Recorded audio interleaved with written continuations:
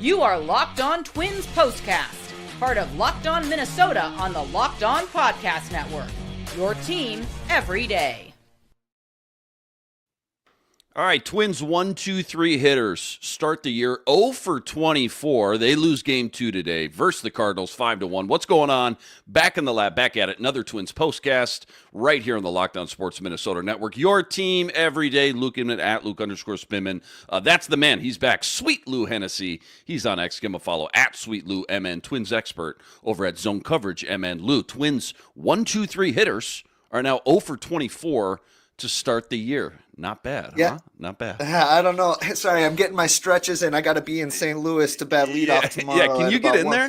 Can we sub you in? Yeah. I'll have my people talk to Rocco's people. We'll get you in there, fly you down to St. Louis on the red eye. Lots to get into from this one. You know, Twins, again, top of the order, just continuing to kind of struggle. The bats are cold. Plus, Joe Ryan's first start of the year. We'll talk about that. But first, quick reminder, today's episode brought to us by Gametime. Gametime, download the Gametime app. Create an account, use code LOCKEDONMLB for $20 off your first purchase. All right, so quick little recap here. Game 2 in St. Louis, trying to shake off the opening day loss. That was Thursday afternoon. Joe Ryan on the mound. He looked pretty sharp for the most part. 5 innings, 5 hits, 5 Ks, no walks, and most importantly, only 1 earned run allowed on 81 pitches. It's tied up 1-1 after a Willie Castro RBI. That scored Trevor Larnach. Joe Ryan takes a seat after 5. Very next inning, Alcala comes in, gives up 2 hits and a walk. He gets yanked. In comes Louis Varland. He strikes out all 3, but gives up a 2-run single right in the middle. So now it's 4-1. Cardinals tack on 1 more run in the 8th, 5-1. That's your game.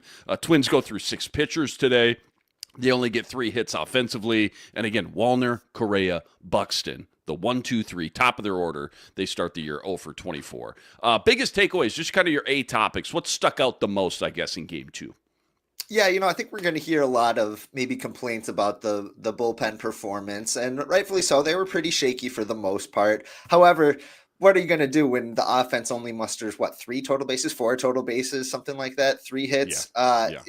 That's a pretty tough recipe to come back from here. So, like you said, Joe Ryan looked pretty sharp for the most part. I think I would take this performance most days, and who knows, maybe later in the season he would even get a chance to go into the 6th inning. I think he ended with 84 pitches, somewhere around 81. There? I got 81 on ESPN. Yep. Okay, yep. 81. So yeah, you got to think later in the season. This is his first game of the year after a kind of a little bit of a condensed spring for him. I think we only saw a few outings from him, so still getting stretched out, but his stuff looked really good.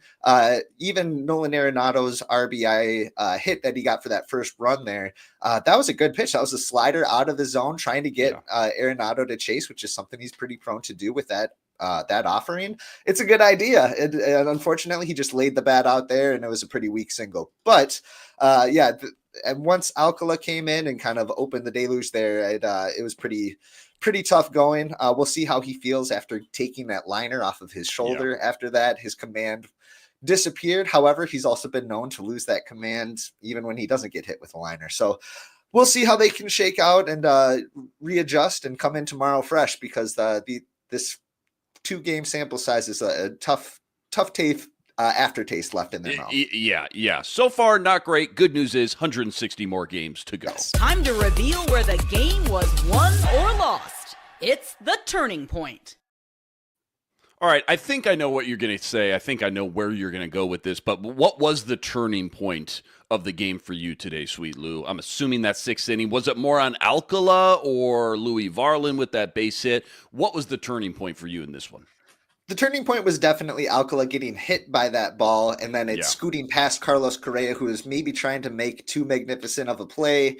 If he gets a perfect read on it and gets it in his arm, it could have been an out, but I think it was going to be tough going anyway. Instead, it wound up with Arenado going up to second base there. To me, that was the turning point, and Alcala couldn't regain his composure, and neither could the Twins.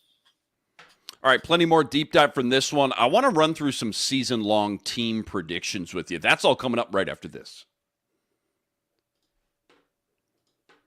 Quick reminder, today's episode brought to us by FanDuel. FanDuel, America's #1 sportsbook and official sportsbook partner, the MLB. Right now, FanDuel is giving you a chance at a huge return, $200 in bonus bets, guaranteed when you win your first $5 wager. Why I love FanDuel? When you get the hunch in the middle of the game, you can go check out the latest stats. You can view live play-by-play and so much more, all on the same page where you place your bets. Again, $200 in bonus bets, guaranteed when you hit your first $5 wager. Go check it all out over at FanDuel.com. Get on some MLB future action while you're there. Twins plus 210 right now to win the AL Central. Pablo Lopez 20-1 to win the American League Cy Young. It's all sitting up over at FanDuel.com. Again, check it all out over at FanDuel.com and get $200 in bonus bets guaranteed when you win your first $5 bet. FanDuel, America's #1 sportsbook and official sportsbook partner of the MLB.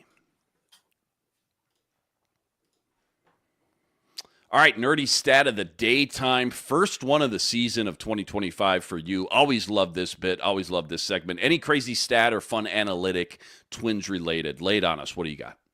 Yeah, so we all know that Joe Ryan was super effective last year until he got hurt and was his season came off the rails in early August. I want to say he was done for the year. So before that point, he was a stellar performer, and he was a stellar performer, especially against left-handed hitters.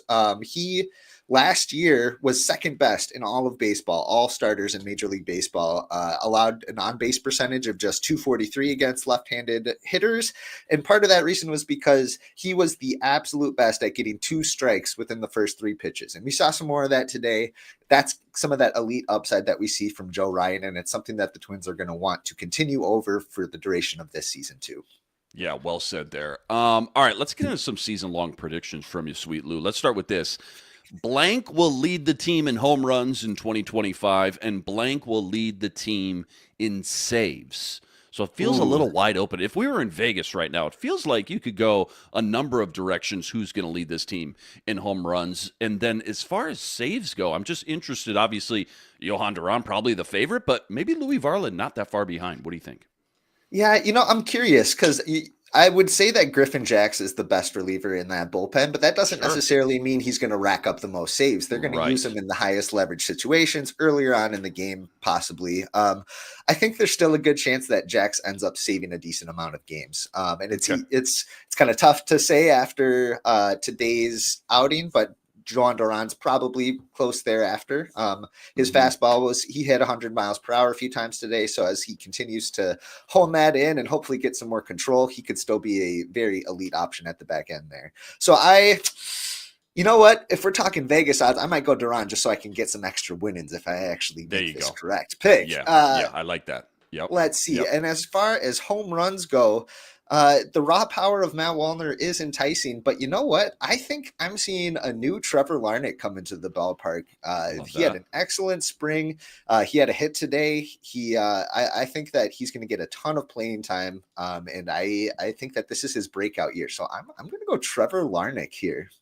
I like that. CJ also picked Trevor Larnach. So, again, really? Interesting. Okay. Good minds think alike there, I feel like. And, again, feels like one of the sexy en vogue picks right now because it just feels like after the spring training and small sample size we've seen through 2 games, his stock is pointing up. His stock seems to be warming up definitely just a little bit. A lot of high expectations for him. The team's biggest X factor is blank.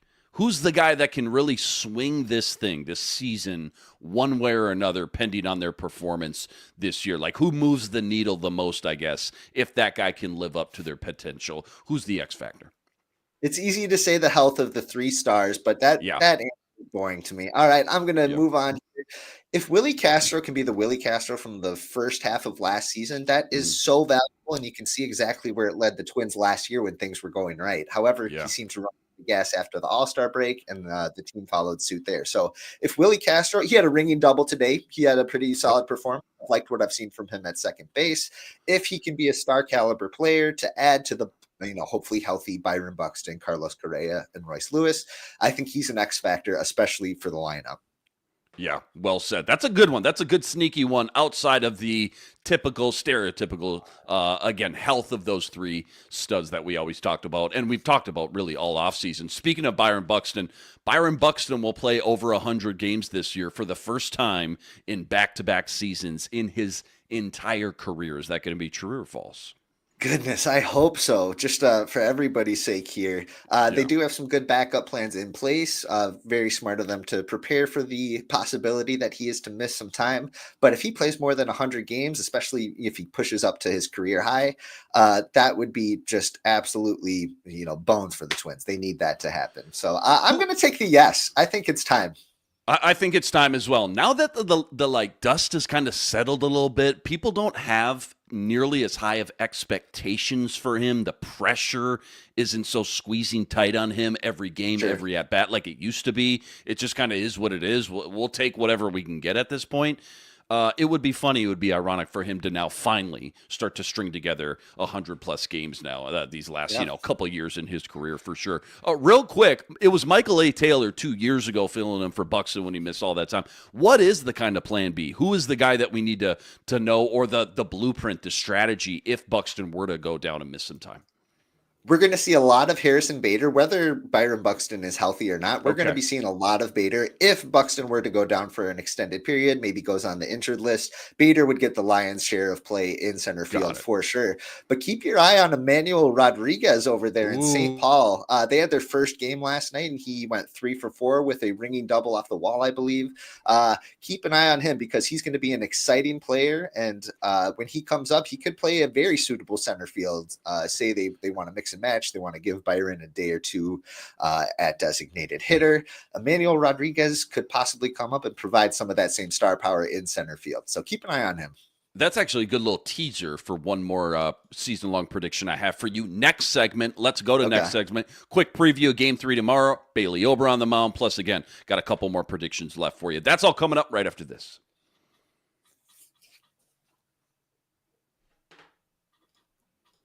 Quick reminder, tonight's episode also brought to us by Prizepicks. Prizepicks, America's #1 fantasy sports app with more than 10 million members to date now. For me, my money is just by far the easiest. It's the most exciting way to get in on all the action while you watch your favorite sports and you watch your favorite players. It's so simple. All you got to do, you pick more or less on 2 or more player stats, and you watch the winnings roll in. Baseball season officially is here. So whether it's strikeouts, RBIs, home runs, stolen bases, you name it, they got it. Take your pick on more or less. Add them to your Prizepicks entry today. Plus, they now offer Apple Pay, quick and easy deposits into your account all season long. Download the Prizepicks app today. Use code LOCKEDONMLB for $50 instantly with any $5 wager. All right, real quick, 60-second preview. Game 3 on Sunday. Twins trying to avoid the sweep. Bailey Ober on the mound. First pitch, another 1:15 p.m. start. Ober's spring training is look like what? Like, where's his stock, I guess, pointing right now? How confident are we in him as that third guy in the rotation? And part 2, I guess, in this game specifically tomorrow, what can we do to kind of get the bats going? I feel like that's the one thing that is going to drive people nuts if we go another couple games, especially the top of the year, continuing to struggle like they have been. Yeah, I'm still very confident in Bailey Ober. His velocity dipped a little bit at the end of spring training, but it sounds like that's nothing new for him necessarily. He's somebody who comes in throwing some firepower, and then he kind of eases off the gas pedal a little bit just to get his footing. Here's hoping that he has a better start in the state of Missouri than he did the last year when he got shellacked for 10 earned runs or something off of the Royals. So here's hoping that he has a much better start against the Cardinals tomorrow. I have the utmost confidence that he can be a high-end starting pitcher in Major League Baseball. He's shown us plenty over the last 2 or 3 years here. So Bailey Ober, very firmly top of the rotation guy. As far as what they can do to get some more hits tomorrow, boy, hit him where Victor Scott ain't, because he has made some great catches for them. He's I think they said that he had like the 5th highest sprint speed last year. So the Cardinals have been making some very good plays these last 2 games, not to make any excuses for a faltering offense, but hopefully, a couple of those land and they get a better break on some of those even balls. Yeah, well said. Can't wait for Game 3 again. That's tomorrow afternoon, another 1:15 p.m. first pitch. All right, last one more season-long prediction. I think I might know where you're going to go with this, but you may surprise me. Who knows? Which yet-to-debut prospect will have the biggest second-half impact for the Twins in 2025? Again, Emmanuel Rodriguez, Luke Keeschall, Connor Prelup, perhaps. Who's the next young pup we see in 2025? Granted, probably in the second half of the season. Yeah, here's hoping it's multiple of those guys coming up and making this a tough call. My eyes are going to be on Emmanuel Rodriguez and Andrew Morris on the pitching side. He's probably 8th in line right now in terms of the starting pitcher depth chart, but he has been just as excellent as guys like Zebby Matthews, David Festa, who are getting, have already made their debuts and are still very excited and firmly in the Twins' plans. Andrew Morris has got some of that X Factor stuff too. So keep an eye on him, especially in the second half, because he's going to be starting some games for them. I'm a big NFL draft nerd, NFL draft coming up. Got to tell me, where was he drafted and where did he come from? College, high school? Give me the quick 20-second elevator pitch on him. Yeah, I want to say Morris was one of those guys that really fits the Twins kind of stereotype that they go for pitching in the draft, which is, kind of the mid to later rounds, college pitcher, comes in throwing maybe 90, 91, and they work their voodoo magic to get him throwing 94, 95, get that fastball up there. He's another one of those guys, and hopefully he follows suit with guys like Bailey Ober, with Zebby Matthews, with David Festa, guys like that. So it's going to be exciting, that's for sure. Yeah, love it. Great to have you back, Sweet Lou. Twins drop game 2 versus the Cardinals 5-1. Good news is, got a long season to go. Huge shout out to all the everydayers out there that always make us your first listen. All you guys coming in the chat with us from game to game. Make sure you like, make sure you subscribe, keep up with all the action. Go check out all of Lou's work on X at Sweet Lou MN, plus all the work he's always ripping up over at ZoneCoverageMN.com as well. Luke Inman on X at Luke_Spinman. Again, Twins Cardinals. Game 3, that's tomorrow. First pitch, 1:15 p.m. We'll see you right here, same time, same place. But until then, give it to me. Signing out.